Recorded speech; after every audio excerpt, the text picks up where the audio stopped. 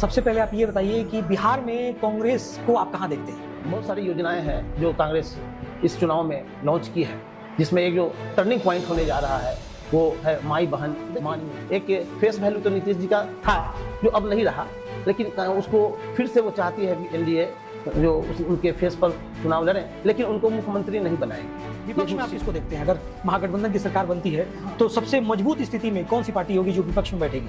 विपक्ष में मजबूत निश्चित रूप से बीजेपी महसूस करने लगे हैं कि निश्चित रूप से अगर कांग्रेस और महागठबंधन की सरकार बिहार में आएगी तो पलायन रोकने में ये लोग सक्षम हो पाए। आने वाला जो समय है उसमें निश्चित रूप से बिहार में कांग्रेस और महागठबंधन की सरकार बनेगी, ये तय है।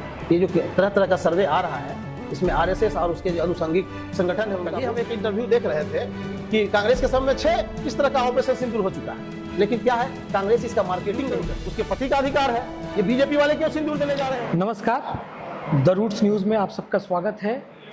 इस वक्त हमारे साथ प्रदेश कांग्रेस प्रतिनिधि मोहम्मद आफाक खान जी हमसे जुड़े हुए हैं। उनसे हम बात करते हैं और ये जानने की कोशिश करते हैं कि सीतामढ़ी ज़िले में और बिहार में कांग्रेस की स्थिति कैसी है।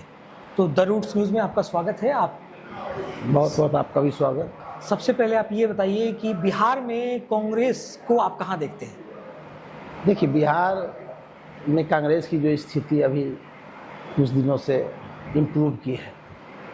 लगातार राहुल जी बिहार का दौरा कर रहे हैं और हमारे जो प्रभारी हैं बिहार कांग्रेस के कृष्णा लावरूर जी और उनके सहयोगी हैं 2 अखिल भारतीय कांग्रेस कमेटी के सचिव हैं सुशील कुमार पासी जी, शाहनवाज आलम जी, देवेंद्र यादव जी, ये सारे के सारे कदम से कदम मिलाकर के बिहार की राजनीति को कांग्रेस के पक्ष में करने के लिए काम कर रहे हैं। और बहुत सारी योजनाएं हैं जो कांग्रेस इस चुनाव में लॉन्च की है, जिसमें एक जो टर्निंग पॉइंट होने जा रहा है वो है माई बहन मान योजना। इसमें हमारी माता बहनों को जब महागठबंधन की सरकार बिहार में बन जाएगी तो 2500 रुपये प्रति माह उनको सम्मान योजना का लाभ दिया जाएगा और उनके खाते में डायरेक्ट डीबीटी किया जाएगा। नहीं, इस समय एनडीए की सरकार को आप किस तरह से काउंटर करेंगे? वो कौन ऐसे मुद्दे हैं जिसको आप ये क्लेम करने की कोशिश करेंगे कि हाँ, सरकार ने नहीं किया है? एनडीए सरकार जो अभी पिछले दिनों का घटनाक्रम रहा है, लगातार इसका ग्राफ गिरता जा रहा है। इसके जो मुखिया हैं माननीय नीतीश जी, वो मैंने एक तो हमको लगता है कि किसी बीमारी से ग्रसित है या फिर वो नर्वस हो गए हैं, वो सरकार चलाने में असमर्थ है और उनके सरकार पर बीजेपी की छाया ज़्यादा दिखाई दे रही है। लेकिन अभी तो माननीय प्रधानमंत्री मोदी जी हमेशा उनका समर्थन कर रहे हैं और ऐसा प्रतीत हो रहा है कि उनके चेहरे पे ही एनडीए सरकार चुनाव लड़ेगी। हाँ, देखिए, एक फेस वैल्यू तो नीतीश जी का था जो अब नहीं रहा, लेकिन उसको फिर से वो चाहती है एनडीए जो उनके फेस पर चुनाव लड़े, लेकिन उनको मुख्यमंत्री नहीं बनाएगी, ये निश्चित है। ये हो सकता है कि चुनाव बाद उनको बदल दिया जाए। निश्चित रूप से उनको मुख्यमंत्री पद से हटा दिया जाएगा। तो एनडीए से आप भावी प्रत्याशी के रूप में किसको देखते हैं मुख्यमंत्री के तौर पर? नहीं, कांग्रेस की सरकार बनने जा रही है, महागठबंधन की सरकार बनने जा रही है। विपक्ष में आप किसको देखते हैं? अगर महागठबंधन की सरकार बनती है तो सबसे मजबूत स्थिति में कौन सी पार्टी होगी जो विपक्ष में बैठेगी? विपक्ष में मजबूत निश्चित रूप से बीजेपी है। और आप जनसुराज पार्टी को कोई जगह नहीं देते हैं? देखिए, जनसुराज पार्टी प्रशांत किशोर जी प्रयास कर रहे हैं, लेकिन बिहार की जो राजनीति है निश्चित रूप से उसमें वो तो बहुत बड़े राजनीतिकार हैं, लेकिन बिहार को हमको लगता है अभी तक वो समझ नहीं सके हैं। बिहार हमेशा से जातिवाद और धर्मवाद से ग्रसित रहा है, उसमें एक नया प्रयास करने का वो कोशिश कर रहे हैं और वह प्रयास कांग्रेस भी कर रही है। कांग्रेस तो लगातार कर रही है कि जो मुद्दा उठा रही है पलायन का मुद्दा है, जो यहाँ सबसे बड़ा मुद्दा है।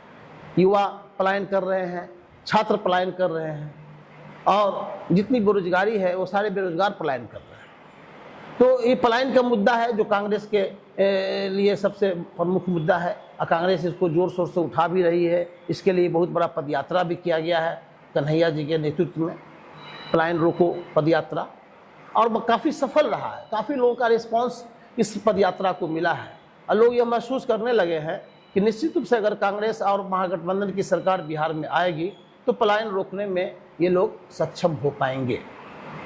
तो ये पलायन सबसे बड़ी मुद्दा है जिसको एनडीए अनदेखा कर रही है और उसको नहीं चाहती कि इसको हाईलाइट करे। हाँ, इस मुद्दे को प्रशांत किशोर जी जरूर उठा रहे हैं, लेकिन उनका संगठन इतना कमज़ोर है कि हमको नहीं लगता कि वो बहुत ज़्यादा सक्सेस हो पाएंगे।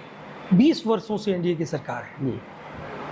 फिर भी आपको लगता है कि इंडिया गठबंधन जो है इस चीज़ को, एंटी इनकम्बेंसी को अच्छे तरीके से भुना सकती है, लेकिन कहीं कुछ कमी छूट रहा है? देखिए, बिहार में तो एंटी कम्बेंसी चल रहा है जो अंडर करेंट है। अभी पिछले दिनों एक सर्वे आया है, जो सर्वे काफ़ी उत्साहजनक है महागठबंधन के लिए और एनडीए के लिए निराशाजनक है। आने वाला जो समय है उसमें निश्चित रूप से बिहार में कांग्रेस और महागठबंधन की सरकार बनेगी, ये तय है। ये जो तरह तरह का सर्वे आ रहा है, इसमें आरएसएस और उसके जो अनुषंगिक संगठन है उनका होश उड़ चुका है। 243 सीट में आप महागठबंधन को कितनी सीटें? देखिए, जो स्थिति अभी का है, अभी जो सर्वे आया है, हम समझते हैं उसमें हमको 200 के लगभग सीट आ जाएगा। हमारा गठबंधन मजबूत है, हमारे गठबंधन में लेफ्ट के लोग हैं, हमारे गठबंधन में सहनी है, हमारे गठबंधन में जो आरजेडी है, कांग्रेस है और ये आपको पारस की पार्टी भी जुड़ने वाली है। तो हमारा गठबंधन हर दृष्टिकोण से काफ़ी मजबूत है और आने वाले समय में आपको देख लीजिएगा कि बिहार में यह गठबंधन सफल रहेगा। ऑपरेशन सिंदूर क्या कोई फैक्टर बनेगा इस चुनाव में? देखिए, ऑपरेशन सिंदूर तो फेल कर गया। जिसको इशू ये लोग बनाना चाहते थे, घर घर सिंदूर भेज करके, तो इनका तो प्लान फेल कर गया। ऑपरेशन सिंदूर हमारे सेनाओं का पराक्रम था, उसमें इनका क्या योगदान है? वो रूटीन वर्क है। कल ही हम एक इंटरव्यू देख रहे थे कि कांग्रेस के समय में 6 इस तरह का ऑपरेशन सिंदूर हो चुका है, लेकिन क्या है, कांग्रेस इसका मार्केटिंग नहीं करती थी और बीजेपी इसका मार्केटिंग करती है।